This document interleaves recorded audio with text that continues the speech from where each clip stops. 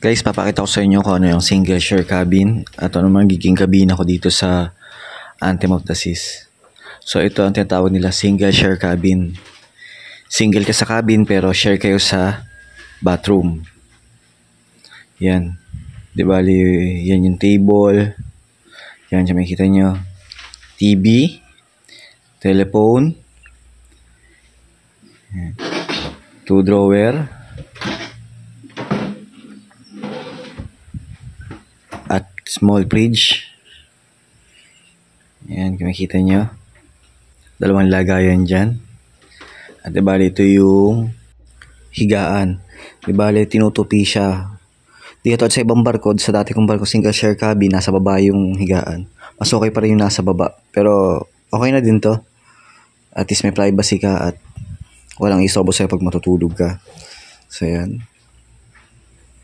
At dito may isa pang drawer at 3 lagayan dyan. Itong drawer na mga sipilyo, kung ano pwede malagay dyan. At maliit na lababo.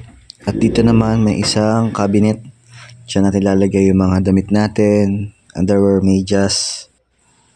Yan. At dito may maliit na safety drawer. Yan. 2 lagayan. At ito yung hagdan. Diba ito yung hagdan na dapat gagamitin natin sa pag-akyat ng kama. At dito naman, dito natin ang restroom. Yan. Ito yung restroom. Double lock yan. Diba, pagpasok mo, kailangan mo i-lock yung kabila para hindi makapasok o para alam ng kabila na may tao sa loob. So, maliit lang siya pero okay na din.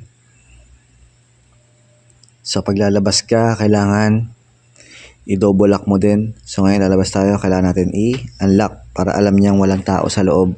So, pwede niyang gamitin. So, ayan, makikita niya yan. Ganyan mangyayari ay ng double lock magkabila. Pag sinarado ko naman, kailangan ko naman i-lock para safe din yung cabin ko. Thank you for watching.